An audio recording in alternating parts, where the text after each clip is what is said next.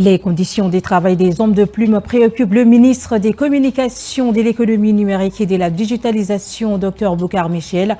Ce matin, il a visité le groupe média Tadinfo pour s'imprégner des réalités. Menace d'inondation dans les provinces du BT. Les ressortissants de ces localités, les organisations onusiennes et le ministère de l'Action sociale s'accordent pour trouver un palliatif.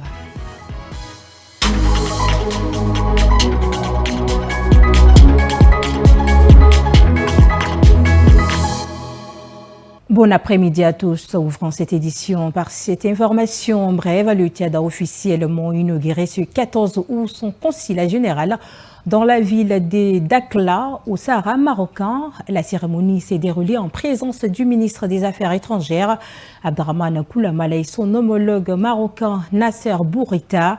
Cette inauguration symbolise le renforcement des relations bilatérales entre les deux pays. J'ai l'annoncé en titre, le ministre des Communications, de l'économie numérique et de la digitalisation, Dr Boucar Michel, a accompagné d'une délégation à visiter ce mercredi 14 août les locaux du groupe média Tadinfo. Objectif, s'imprégner des conditions de travail des journalistes et le fonctionnement de l'institution. Le récit de Mbaïne Semi Manuel et Sol Mengar Maxime. La visite guidée a commencé par le service de la production, la régie de la télévision, en passant par le studio de la radio, pour finir à la salle de rédaction. Dans chaque service, le ministre des Communications, Boucar Michel, a eu droit aux explications sur le mode de fonctionnement de chaque service de Tchadinfo. Et c'est le PDG, Mahamadou Djumtebay, du groupe Tchadinfo qui s'est livré à cet exercice. Une fois la visite terminée, le ministre Boucar Michel revient sur le mobile de son déplacement à Tchadinfo. L'objet de cette visite, je vais finir aujourd'hui, sinon demain, avec tous les médias privés. Et au finish, on fera en sorte qu'on va signer un accord de partenariat pour que toutes les informations qui vont être publiées au niveau de la presse, des médias publics, soient relayées en même temps au niveau de la presse, des médias privés. Il ne faut pas qu'il y ait de barrières. Le PDG Mahamadou Djumtebay, qui n'a pas manqué de vanter le mérite et le dynamisme de son personnel, constitué exclusivement de jeunes, souligne que Tchadinfo se veut un média proche de la population. Créé le 1er juin 2012, Tchadinfo a débuté avec le service web et se classe aujourd'hui parmi les médias non négligeables au Tchad. Les ressortissants des provinces du BT et les représentants des agences onusiennes s'activent pour barrer la route aux inondations qui menacent cette province. Ce 14 août, autour d'une table ronde présidée par la ministre de l'Action sociale, de la solidarité et des affaires humanitaires, des orientations ont été données. Suivez.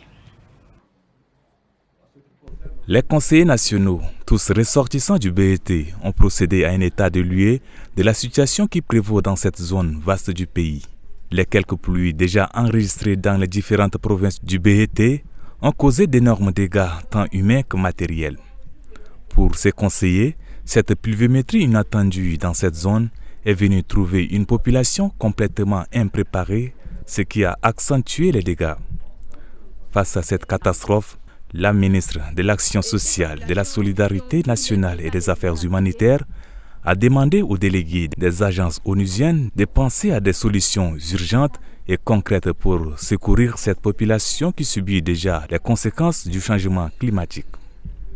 Les humanitaires présents à la réunion disent être prêts à accompagner le Tchad pendant ces moments difficiles en mettant sur pied un centre des opérations qui va aider à renforcer la compilation des données, ce qui permettra d'agir sur le terrain. Mais en attendant, la ministre de l'Action sociale, de Solidarité nationale et des affaires humanitaires rassure que le gouvernement est en train de tout mettre en œuvre pour répondre avec efficacité à l'effort d'atténuer le choc. Dans cette logique, nous allons acheminer des vivres et des non-vivres pour assister des sinistrés dans ces provinces. Sur le plan logistique, les dispositions sont en train d'être prises, a-t-elle laissé entendre.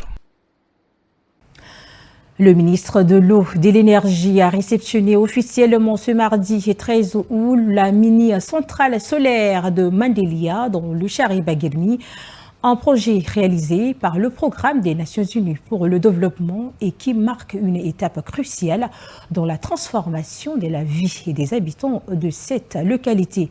Suivez le reportage de Mbaïnaïsem Emmanuel et Aimé de Lunasso. Ils sont nombreux à répondre à l'invitation de ce consortium de jeunes pour cette commémoration. Cette journée est célébrée chaque 12 août de l'année depuis 1999 suite à la résolution de l'Assemblée générale des Nations Unies ayant approuvé la recommandation de la Conférence mondiale des ministres de la jeunesse tenue à Lisbonne en août 1998. Elle vise à mettre en lumière les défis auxquels sont confrontés les jeunes. Il est besoin de vous rappeler que le monde d'aujourd'hui est confronté à plusieurs défis dont la grande partie touche la jeunesse, mais nous en ferons partie les devoirs de citer quelques-uns. Entre autres, les conflits, les changements climatiques, les maladies, le chômage, les inégalités sociales, pour ne citer que cela. Le numérique devrait aider les jeunes à faire face à ces défis. Cette thématique nous rappelle que la réalisation d'un développement durable ne peut être complète sans la participation des jeunes. Aujourd'hui, le monde est confronté à divers défis, dont la plupart affectent les jeunes.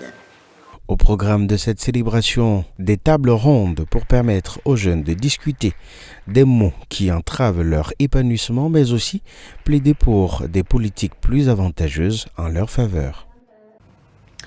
De Djamena, rendons-nous à Doba, où le gouverneur de la province du Logone oriental a présidé la cérémonie de passation des services entre le délégué de la femme et de la protection de la petite enfance et celui de l'action sociale et de la solidarité nationale ce 13 août, et ce en présence des autorités administratives, civiles et militaires.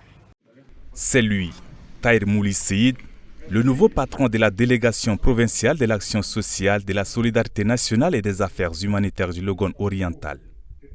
Il remplace à ce poste Ndjekankula Bouangar Ozé. Le chef de la délégation s'est dit conscient des tâches qui l'attendent. Chers collègues délégués, le poste de délégué provincial est lourd et nécessite la collaboration des uns et des autres. Pour me permettre d'assurer loyalement cette fonction, je demanderai votre soutien multiforme pour la réussite de cette mission pour le bien-être de nos concitoyens.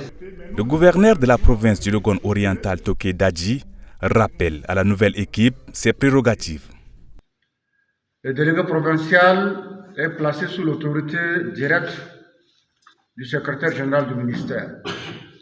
Il est le chef hiérarchique des services techniques provinciaux et doit assurer pour le compte des directions techniques le suivi de leur activité. Le délégué provincial rend compte périodiquement au secrétaire général du ministère et au gouverneur dont il est le conseiller. L'Office national de sécurité, les services sociaux hospitaliers de l'hôpital provincial et district, la coordination des personnes handicapées et autres sont désormais entre les mains de la nouvelle équipe. Retour sur les Jeux olympiques de Paris 2024. 3 athlètes tchadiens ont pris part à cette compétition internationale et ont réalisé un résultat qui laisse perplexe. Le dernier, c'est le spécialiste des courses de résistance Betoudji Valentin. Qu'en est-il de sa réalisation, Yves Ismaël? Il était le dernier espoir des Tchadiens, mais c'est finalement à la 70e place que l'athlète tchadien Betoudji Valentin s'est retrouvé au marathon de Paris après un grand effort ce samedi. Une déception ou un exploit? En tout cas pour ces athlètes, participer à ces Jeux olympiques était une occasion de montrer sa performance et sa détermination aux yeux du monde.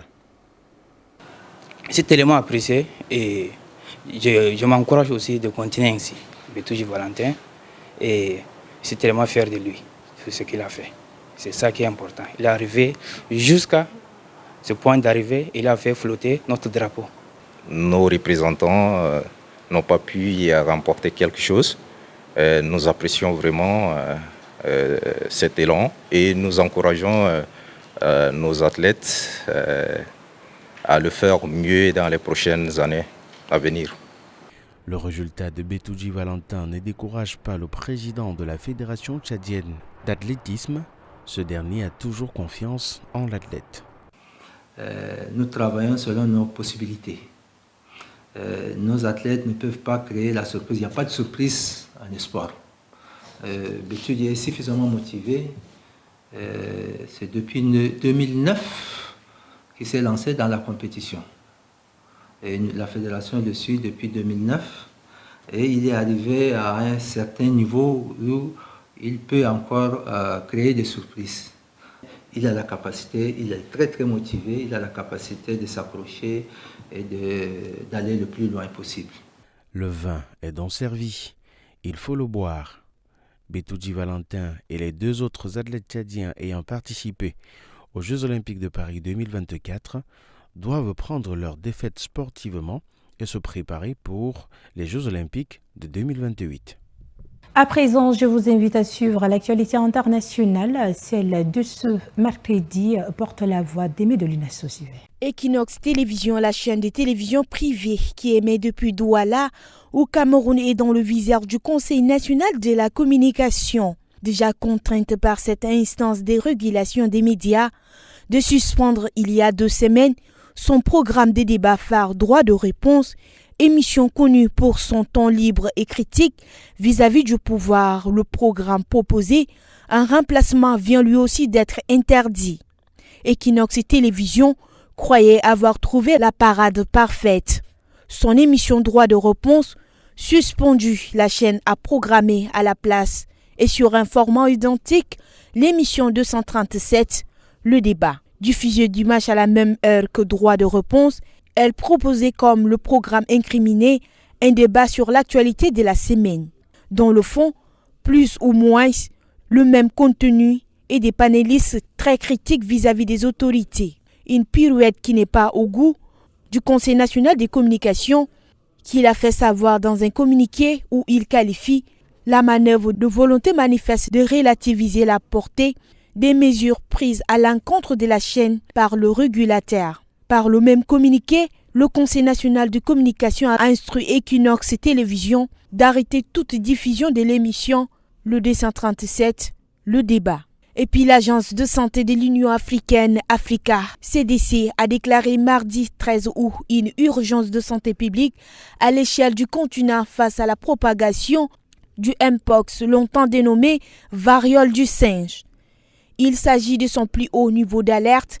Une nouvelle souche du virus a détecté en septembre 2023 dans la province du Nord Kivu, dans l'est de la République démocratique du Congo. Elle est plus virulente que celle qui a causé l'épidémie mondiale de 2022.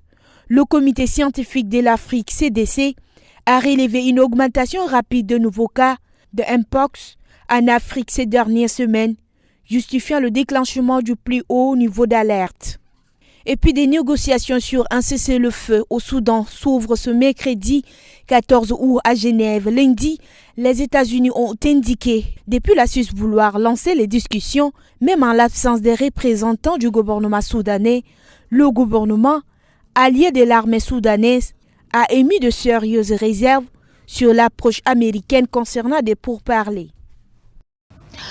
Ainsi prend fin cette édition. Mesdames, Messieurs, merci de l'avoir suivi. Le programme continue sur Tchad Info TV.